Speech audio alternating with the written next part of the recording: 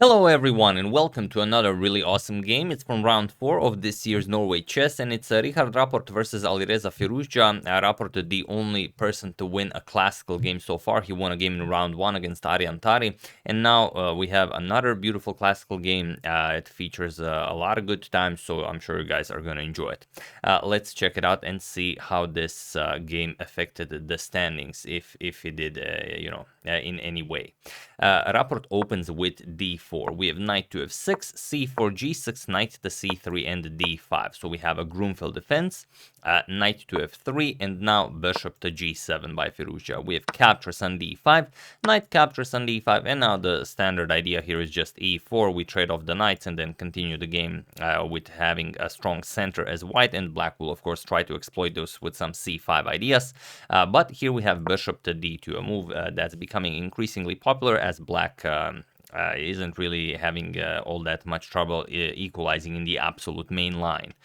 Here Alireza castles and rook to c1, and now it's it's a bit of a different story than the absolute main line of the Gruenfeld, because usually when you capture on c3, white will capture with the b pawn, and then you are going to further undermine the center with c5, as the white rook would still be on a1. The bishop would very much enjoy opening up the center. You would have the a5 square for your queen. In this case you don't. The bishop is on d2, so it's really a completely different game. So here we have knight captures and now bishop captures. So now again c5 makes really no sense here, as the bishop also covers the a5 square, and this is now very much sufficiently defended. Alireza defends with knight, continues developing with knight to d7, preparing b6, bishop to b7, and then he's gonna try and play some like e6, queen e7, and bring the rooks into the game. E3, preparing to develop the light square bishop, b6, and bishop to e2. Now there is one game from 1999 where h4 was played, but here Rapport plays a bishop to e2, and it is now as of move 10 that we have a completely new game. So bishop to b7 by Firouzja, and now b4. B4 again with the idea of preventing black from executing c5, which is something black would definitely enjoy doing at some point, since white does have a strong center. But now if you try c5, although it seems like it's sufficiently defended, not really. We're just going to play d captures on c5, and after, let's say, b captures, we're going to eliminate the bishop here, king captures, and now not go for the pawn right away, but first bishop to b5. That's the idea. Now we're threatening to win material here, so black has to do something, maybe move the knight, and now we can just trade queens. Queen captures, rook captures, and now we play b captures on c5. We're up a pawn. It's a healthy pass pawn. Whether it would survive or not, it's hard to say, but white will definitely be better here. So Alireza not thinking about c5 at this moment. He continues developing knight to f6, and now Rapport castles. We have knight to e4 going after the dark square bishop, and Rapport just brings it back. Bishop to a1, and now queen to d6. The rooks are now connected, and you can start bringing them into the game. So knight to e5, saying, okay, if you want to capture, you can double my pawns, but you're going to have to give up your strongest defender here. That is the dark square bishop on g7. So of course we're not doing that. We have rook f to c8. Now at some point we are hoping to execute that c5 idea, and also we couldn't just capture the pawn on b4 because our own pawn on c7 was hanging. So rook f to c8 kind of makes sense. Queen to a4, a very annoying move defending this b4 pawn, putting pressure on a7, so this rook cannot move, and just controlling a lot of light squares here. Maybe knight to d7 in the future can be played. Knight to c6 is defended by the rook and by the queen. So a lot for Alireza to consider. We have a6 here, and now knight is coming to c6. So what do you play here? Of course, Firouzja not interested in giving up his bishop pair, as it's currently cutting the board in half. So it's a very useful thing to have. b5 kicking the queen away, queen to c2, and only now bishop captures on c6, allowing this knight to remain here. Doesn't make all that much sense, as it's hard to make a move with this knight here. The bishop, without capturing the knight, even though it's really not what you want to do, the bishop is useless. The rooks have no way of entering the game. The knight controls d8 and b8, and it has to be captured. So bishop captures on c6, queen captures on c6, we have queen captures, rook captures, and now Rapport has this beautiful c file open for it, well, semi-open for his rooks. The c7 pawn is a target. This rook is coming to c1, and Firouzja will have a hard time defending this pawn. So he starts by opening up the position. He wants to activate the a8 rook as soon as possible. Now if bishop captures on b5, that's a weird arrow. We're going to capture on b4 and have our rook ready to capture on a2. So here, bishop to d3 first, attacking the knight here, knight back to f6, and now, only now, bishop captures on b5. A captures on b5, and now what do you play here? Well, bishop to c4. We have to keep an eye on our pawn here, and then we're going to organize an attack against black's pawns here. So knight to e4, now hoping for knight to d2 to fork the rook and the bishop here. We really want to eliminate this light square bishop as it's defending the a2 pawn.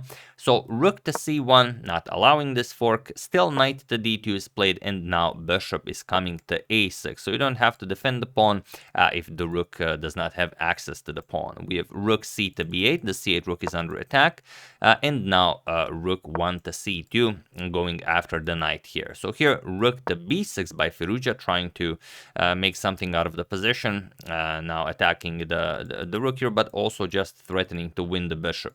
So rook captures on b6. We have c captures on b6. Firouzja forced to double his pawns here, and now bishop to b7, attacking the rook. We have rook to a7, and now bishop to c6. So what do you play here? The knight is still attacked, and well, the e4 square has been captured by the bishop, so you can't really go there. You have to choose between rook to c7, saying if you capture my knight, I'm going to capture your bishop, or the move that Firouzja played, and that is knight to b1. Now you can bring the knight back into the game via the c3 or the a3 squares, depending on what white plays. So here, bishop to d5, again helping out with the defense of the pawn here, and now knight to c3. Saying that, well, are you maybe interested in my knight here? The problem is, if you capture now, then we're not going to capture right away. We're going to play rook to c7, and then you don't get to keep the pawn. For example, a4, we're going to capture on c3, and after captures, black has a very, very strong pass pawn here. We're going to block with the bishop, but still, it's opposite color bishop endgame. Not much hope for either player here. So instead, bishop back to b3 by Rapport, and now rook to c7. We have f4 now, not allowing any maybe future knight to e2 check ideas, and now e6. We have g4, and now bishop to f6. The bishop now will be very useful, as at some point you're going to play b5. You want to play bishop back to d8, and maybe shift the bishop all the way to a5 if needed to help out with the defense of this pawn. Because you know here, your knight is allowed to remain a guest on c3 as long as white doesn't play a3. As soon as white plays a3, that knight cannot remain there. So we kind of have to figure out how to keep an eye on that b4 square, and the bishop will do a fine job at that. So g5 here, pushing the bishop further back, bishop to e7, and now king to g2. Now it's time for both players to start improving the activity of their kings. King g7, king to f3, and now h6, trying to undermine the pawn chain, but of course just h4 by Rapport. And now the problem is, you would very much like to play something like knight to b5, try and trade the rooks off, but the king is very, very unluckily placed on this diagonal. Although it's still kind of closed, but make no mistake, this here is a bishop pair from hell, as you'll see.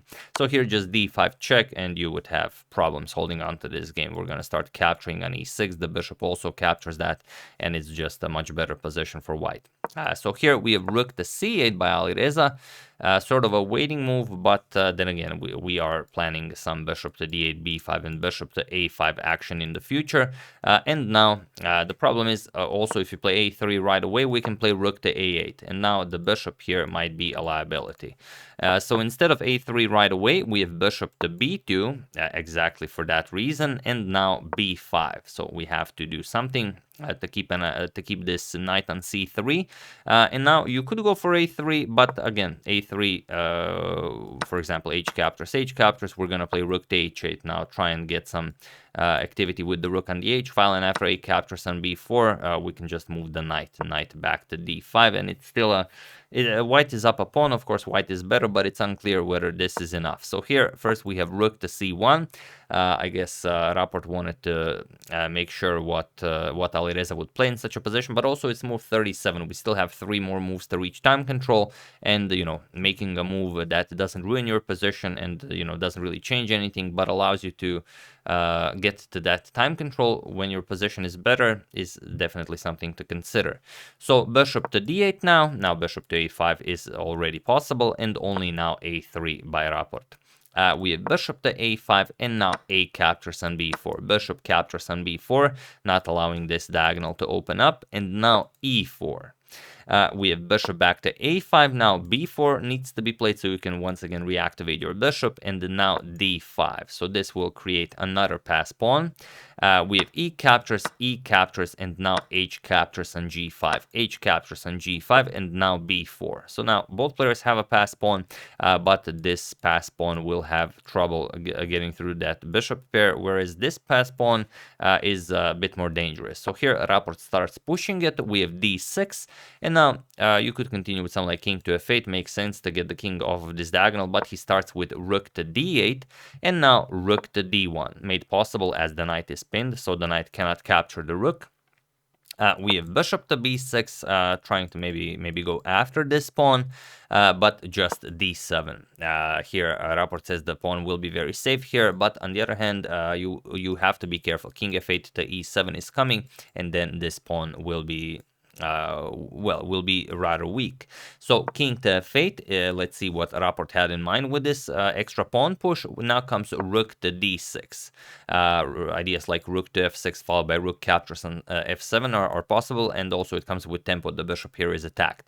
So bishop to a7, and now bishop to c4. So what do you play here? If you allow there's really not much you can do here, but if this pawn gets sufficiently protected, then it's just game over. For example, if you try king to e7 right away, we can just go rook f6. There's not much that you can do here, and now if rook captures on d7, we're just gonna trade here. Captures, king e8, we're gonna capture here, and now the problem is this pawn is on a light square, so bishop to f7 just picks it up, and then we're left with 2 connected pass pawns on the king side. So instead we have bishop to c5 here. Alireza goes after the rook here, rook to c6, and now bishop back to d4. And now rook to c8, just threatening to win material here. Or of course, if rook captures, we're gonna bring a queen into the game. So here Alireza has to figure out what to play here, and he does not go for the only continuation. The only continuation is bishop to b6. You have to defend the rook and just remain passive for a very long time. Instead, he wanted to play actively. He played king to e7. He was incredibly low on the clock, but that's the problem of playing such a difficult fighting game. Every move will require you to burn a lot of time, and of course you will blunder at some point.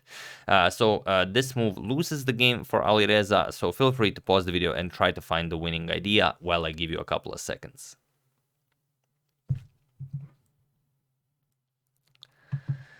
So for those of you who were able to do it, congratulations on finding, basically the only idea that wins. And for those of you who just want to enjoy the show, it is bishop captures on f7. That's the good stuff. We remove the defender of this pawn, and now black's entire position crumbles. It doesn't really matter what you play. If the rook is captured, you could play rook captures... rook captures on d8.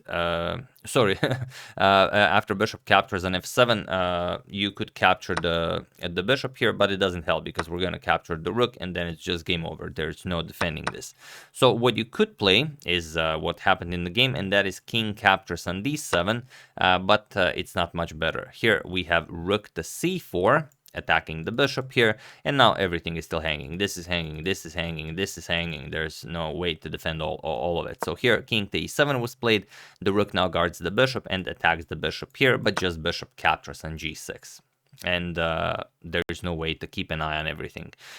Rook to d6 was played, attacking the bishop here, but here Rapport just played rook captures on b4, and it was in this position on move 55 that Alireza Firouzja resigned the game, as there is nothing more to be done here.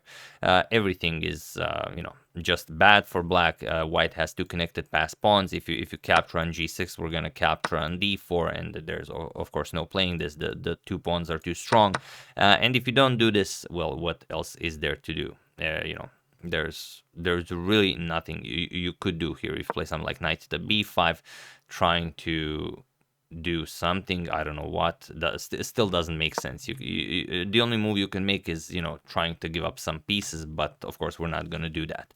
So after rook captures on b4 on move 55, Firouzja resigned the game, and Rapport is now not the only person who won a classical game in the tournament, but he is the only person who won 2 classical games in a tournament. Sounds weird because this is a classical tournament, but so far we've only had decisive results in Armageddon games, not including, of course, Rapport's games in classical. So now he defeated Tariq, he defeated Firouzja, and this has done wonders for his classical rating. If you want to check it out, these are the current live standings, so not the actual standings, live standings that get updated every month. As you can see, Rapport overtook some very strong players here. He overtook Dominguez Perez, Shahriar Mamedyarov, Temur Rajabov, and Maxim Vachier-Lagrave to claim 9th place. So he is currently rated 9th in the world in classical chess, and if he continues doing this well in this tournament, because we're still not even at the half of the tournament,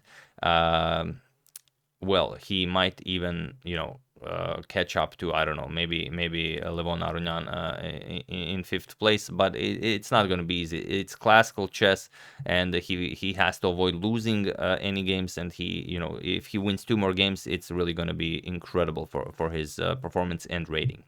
So we'll see what happens. Of course, now Rapport is leading the tournament. He is leading the tournament ever since he defeated Tari in round 1. That 3 points for a win in classical is just huge for the tournament standings. And now beating Alireza, 3 more extra points for a win in the classical. It's not going to be easy to catch up to him.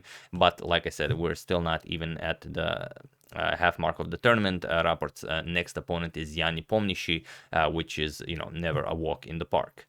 So we'll see what happens. Hope you guys enjoyed this. I would like to thank John Queenie, Matthew Coleman, Rupert Hipkins, David Cheslock, and David Kimura for your contribution to my channel. Thank you a lot. I really appreciate it. As usual, you can check 2 of my previous videos here. Thank you all for watching, and I will see you soon, continuing the coverage of this amazing tournament, checking up on your wonderful suggestions and whatever else happens in the chess world. Thank you all. I will see you soon, and have an excellent rest of your day.